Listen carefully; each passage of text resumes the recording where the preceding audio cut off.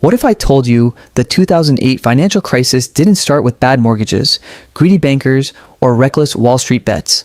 What if the real story began decades earlier, with small choices that seemed harmless at the time, but stacked like dominoes waiting to fall? Most people think they know what happened. Banks lent too much money, the housing bubble popped, and the system collapsed. But that's only the surface. The deeper truth is more disturbing. A system designed to protect people was slowly corrupted, hijacked, and hollowed out. And when the moment came, the world economy fell like a house of cards. But here's the mystery. If this was truly the crisis of a lifetime, why do we see the same dangerous patterns repeating right now? By the end of this story, you'll understand not just what caused the crash, but why it was inevitable, and why the next one may already be on its way. The story begins long before 2008. After World War II, America entered a golden age of finance. Banks were boring, regulated, and safe. Laws like the Glass-Steagall Act separated risky investment banking from everyday savings accounts. Mortgages were simple. 30 years, fixed rates, lenders held the risk. For decades, stability reigned, but the seeds of destruction were already being planted. In the 1980s, under the banner of deregulation, politicians began dismantling those post-war safeguards. Glass-Steagall was weakened, then finally repealed in 1999. Wall Street, once restrained, was unleashed. Banks discovered new ways to make money, not by lending carefully, but by inventing complex financial products. Instead of holding mortgages for 30 years, they bundled them, chopped them up, and sold them as securities. The risk was no longer theirs. It was passed on, spread through the system. And with each step, the question loomed, if everyone owns a tiny piece of the risk, who really owns the responsibility? By the early 2000s, the housing market looked unstoppable. Homeownership was the American dream, and politicians from both parties pushed for more of it. Lenders loosened standards.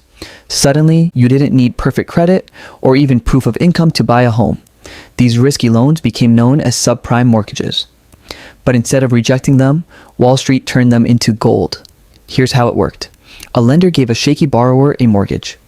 That mortgage was bundled with thousands of others into a financial package called a mortgage-backed security. Those securities were then sold to investors around the world. Pension funds, insurance companies, even foreign governments, ratings agencies, supposed to be impartial watchdogs, slapped many of these securities with AAA ratings, the same safety grade as US Treasury bonds. Why? Because they were paid by the banks issuing the securities. Conflict of interest became business as usual. Everyone was making money, lenders got fees. Banks got profits, investors got high returns, ratings agencies got commissions. And the more loans they pumped into the system, the higher housing prices went. It seemed like an endless upward spiral. But there's a catch to every spiral. It either stabilizes or it snaps. By 2004 to 2006, housing prices were soaring at their fastest pace in history. People started treating homes not just as shelter, but as investment machines. Buy a house, watch it gain value, borrow against it, buy another. Wall Street fueled this mania with exotic bets called derivatives. The most infamous, the collateralized debt obligation, or CDO. Think of a CDO as a Frankenstein monster stitched together from thousands of mortgages. Good and bad, mixed so cleverly that even experts couldn't tell how risky it was. And then came the final twist of greed, credit default swaps. These were essentially insurance policies on those Frankenstein CDOs. Hedge funds, investment banks, and even AIG, the world's largest insurer, sold and bought these swaps by the trillions. But here's the problem. If everyone bets that something can't fail, what happens when it does? The financial system was now a towering Jenga stack. One wrong move, and the whole thing would collapse. In 2006, housing prices peaked. Suddenly, borrowers who had been given risky, adjustable rate mortgages saw their payments skyrocket. Many couldn't pay. Defaults began to rise. At first, banks insisted it was contained. After all, how could a few bad loans threaten a multi-trillion-dollar global system? But remember, the Jenga tower. Those subprime loans weren't isolated. They were baked into thousands of securities, hidden inside CDOs, insured by swaps. As foreclosure spread, those securities lost value. Banks holding them faced sudden, massive losses. Investors panicked. The machine that once printed endless money now worked in reverse. Then came the tipping point. Lehman Brothers. On September 15th, 2008, Lehman filed for bankruptcy. The largest in U.S. history. Panic rippled worldwide. Credit markets froze. Banks stopped trusting each other. Ordinary businesses couldn't borrow money for payroll. The stock market crashed. Within weeks, trillions in wealth evaporated, millions lost homes, tens of millions lost jobs. The global economy teetered on the edge of a new Great Depression. Governments rushed in with unprecedented bailouts. The US injected hundreds of billions into banks, insurers, and automakers. The Federal Reserve slashed interest rates to near zero and pumped liquidity into the system. The rationale was simple: too big to fail. If these institutions collapse, so would the world economy. But for ordinary people, it felt like betrayal.